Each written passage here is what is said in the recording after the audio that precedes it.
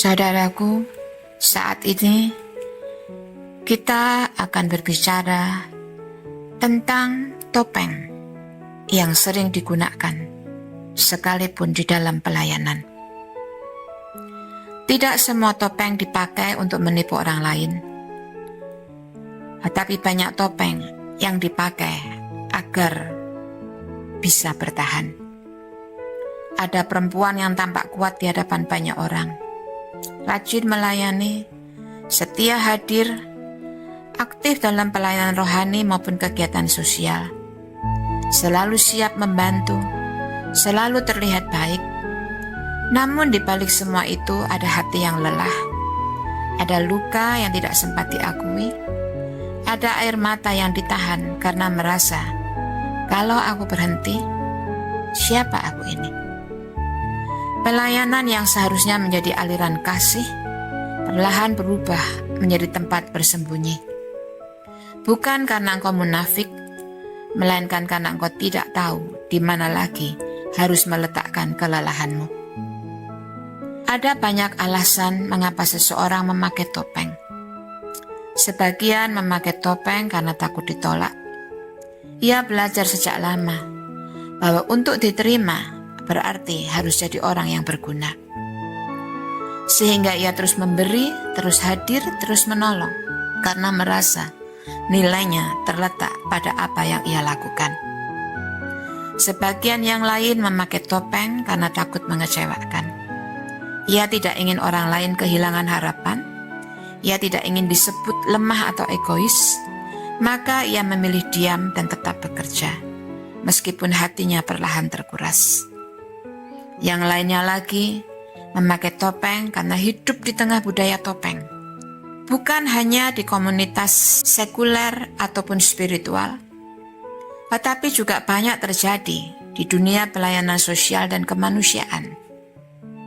Di dunia ini, banyak orang yang menggunakan topeng. Di banyak tempat, kebaikan bisa berubah menjadi pencitraan. Pelayanan bisa berubah menjadi panggung. Orang melakukan hal baik bukan lagi karena kasih, melainkan karena perlu sorotan, pengakuan, atau validasi. Di dunia seperti itu, ketulusan terasa rapuh, kejujuran terasa beresiko, dan perempuan yang sebenarnya tulus sering ikut menutup hatinya agar tidak terlihat berbeda atau terlalu lemah. Hidup di dunia yang penuh topeng perlahan membuat kita ikut mengenakannya. Bukan karena kita ingin berpura-pura, tetapi karena kita ingin selamat secara emosional, sosial, dan rohani. Namun, dengarkan ini dengan lembut. Tuhan tidak pernah tertipu oleh topeng, karena ia selalu melihat hati. Ketika Nabi Samuel datang ke rumah Isai, ia terpesona oleh penampilan anak-anak Isai yang gagah. Namun Tuhan berkata kepadanya, bukan yang dilihat manusia, yang dilihat Allah. Manusia melihat apa yang di depan mata, tetapi Tuhan melihat hati. Dan akhirnya, Daud yang terpilih. Tuhan tidak memilih Daud karena posturnya dan juga bukan karena citranya, karena dia adalah anak muda yang sederhana di desa kecil. Tetapi Tuhan memilih Daud karena kejujuran dan ketulusan hatinya di hadapan Tuhan. Saudariku, Tuhan melihat hatimu dengan cara yang sama. Ia melihat ketulusan yang mungkin tidak pernah diapresiasi orang. Ia melihat lelah yang tidak pernah kau ceritakan. Ia melihat kasih yang tetap kau berikan, bahkan ketika hatimu sendiri membutuhkan pertolongan. Ada saat di mana kita melayani bukan dari keutuhan, melainkan dari luka dan kehancuran. Bukan karena kita tidak mengasihi Tuhan, tetapi karena kita lupa bahwa Tuhan lebih menginginkan hatimu daripada performa pelayananmu. Ada pula sisi lain yang tidak kalah menyakitkan ketika kita hidup di tengah orang-orang yang bertopeng. Pelayanan menjadi berat tanpa kita mengerti alasannya. Karena apa yang dilakukan tanpa hati tidak pernah benar-benar menyentuh hati. Apa yang diucapkan tanpa kejujuran tidak pernah benar-benar menguatkan jiwa.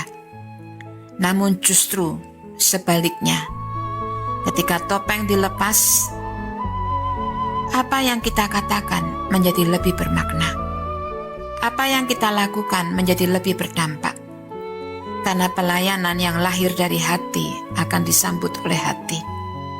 Kebaikan yang lahir dari ketulusan akan menjumpai jiwa, meski tidak selalu mendapat sorotan.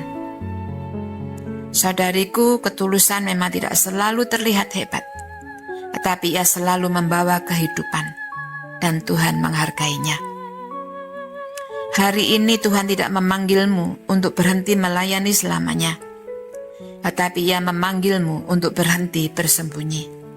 Di balik senyum yang sudah terlatih, di balik panggung yang gemerlapan. Bukan untuk menegur dengan keras, melainkan untuk berkata dengan lembut, bahwa aku melihatmu, aku tahu kelelahanmu, dan kau aman bersamaku. Sekarang, ambil bukumu dan kita akan melakukan journaling. Tarik nafasmu perlahan, berikan dirimu ruang untuk jujur. Jawablah pertanyaan ini dan tuliskan dengan jujur. Dalam peran apa atau pelayanan apa aku paling sering merasa harus tampil kuat, padahal hatiku lelah?